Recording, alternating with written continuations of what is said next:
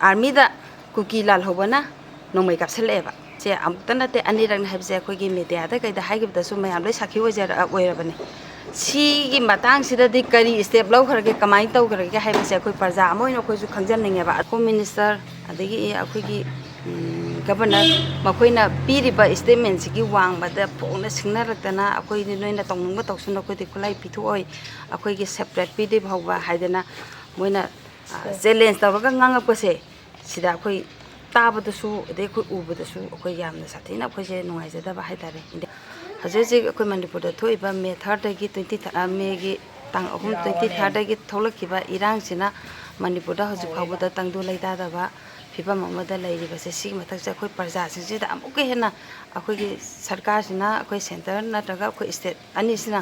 अखोई कोक जेहन बाहेगदरा कोक अखोई जे कोक लैसा हल्लेबको करिनो अखोइना तौगदब पोसिना करिनो हाइबसु अखोई हाइबम तबम खंगदबा अमगा अमगा अखोई मसेनजे अखोई मसेन ngakdego ina posida अखोई जे उनजनरगा लेबगी थबा अमा ले पोसिदा सु अखोई पेंदबा अदुगा आइना असे अखोई पोइरै ताइगी साइटगी हाइजनेंबदी अखोई हजिक मणिपुरदा सही अनि फजलकदबा अखोई मणिपुरगी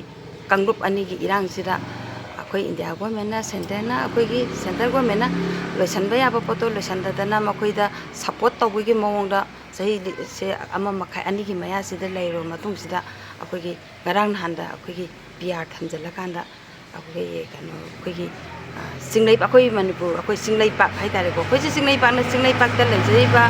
अखोई ताजेरिब खुंदाजरिब अखोई इंडिजिनस मैतै फुरुपसे सिना अखोई सा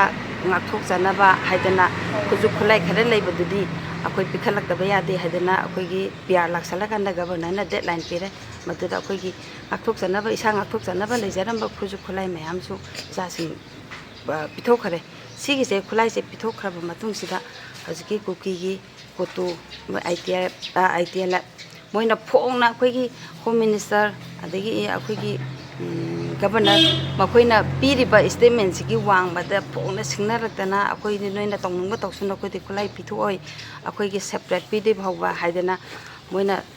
challenge tawraga ngangapase sida akoi tabadasu adai akoi ubadasu akoi yamna sathina akoi je nungaijada ba haitare india government na akoi sigi moina ngangiba waije akoi meitei gi sida leiba civil organization oigera Meira Paibi oigera any xyz amana ngangboi tade boi kutakta pharaga fr pan gharaneba अदुगा असी कोतुना Phong open challenge तपन मतम सिदा दे home minister Amisha अदगी अखोगी स्टेटगी हजि कनो पाइबिरिबा पियार लाबनेना अखोई governor मखोइना करी खुंथांग लखलगे करी step लखपिरगे मखोइदा करी action लखतोरिबगे लखलिबा पोतो अखोई प्रजा म्यामदा असेंबा खंगन बियोसिनेबा अदुना तबतादी इंडियाना अखोई सुम तौरिबा थबकसे अखोइना थाजबसे अखोइगी इमांगदा सुम उरक्तबसिदना अखोइ जमैदा थाजब थमबसे ngamदरेबा मखोइना हाइरिबा थबकसिदा थाजब अखोइगी मणिपुरदा लेबा अखोइगी प्रजा मिसम अखोइ मैतै हाइबा प्रजासिदा असेंबा थाजबदो अखोइगी उत्पीगे हाइतादी मोइना अखोइगी मैतैदा तौरिबा सुमाइना चप मानबा कनो फिबमदा मोइदासु खोंथांगसे लखटपिउ तौबिउ हाइबनेबा अदुगा इरोइनाना ngarang अखोइगी आर्मीदा कुकी लाल होबना नोमै कापसलेबा अखोइगी कुकी लाल होबना नोमै कापसले से अमुक्तना ते अनिरंग हाबसे अखोइगी मीडिया दा काइदा हाइगिबदसु मयाम लoi साखि ओइरबने सिगी matang sida di kari step law kharage kamai taw kharage haibase अखोइ प्रजा अमोइन अखोइसु खंजननिंगेबा अदुगा इरोइनाना मुसु मिजोरामगी एमपी अमना ब्रह्मा अतोपा कंट्री अमदा चलगा अखोइगी लालौबगा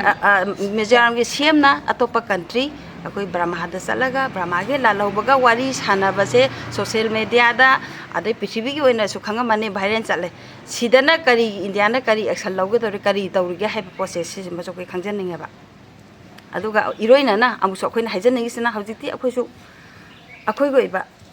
अखोइगी लैरिबा इसिन नाव मयामसिना अखोइ मैतैसे अखोइसे फुरुपसे कन्मिनसी मैतैना मणिपुर हाइबसिंग लैबासे अखोइ मैतै खतना ngangakhibane कन्मिनसी अदे अखोइ मसेन चिंधनाबी अखोइ मसेन हातोंनाबी सि थबकसे तोसे अखोइ ज्ञान तामिनसे हौजे हौजिक लैबा मतमसिदा अखोइ मोइगे प्रमोशन नुंगबान अदो अदागी हाइना अखोइ हाइरानी अदुम बै पामबै थबकसे तोथोकपिरो मतम खरगे ओइना ꯑꯩꯈꯣꯏꯁꯦ ꯍꯧꯖꯤꯛꯀꯤ ꯑꯩꯈꯣꯏ ꯇꯪꯗꯨ ꯂꯩꯇꯥꯔꯤꯕ ꯐꯥꯎꯕꯗꯤ ꯑꯩꯈꯣꯏ ꯃꯁꯦꯟꯁꯦ ꯀꯔꯤꯅꯣ ꯆꯞ ꯃꯥꯟꯅꯕ ꯐꯤꯕꯝꯗ ꯌꯦꯡꯉꯒ ꯏꯔꯩꯕꯥꯛꯁꯦ ꯑꯃꯨꯛꯇꯪꯗꯤ ꯀꯟꯃꯤꯟꯅꯁꯤ ꯍꯥꯏꯕ ꯋꯥꯐꯝꯁꯤꯃꯁꯨ ꯊꯝꯖꯒꯦ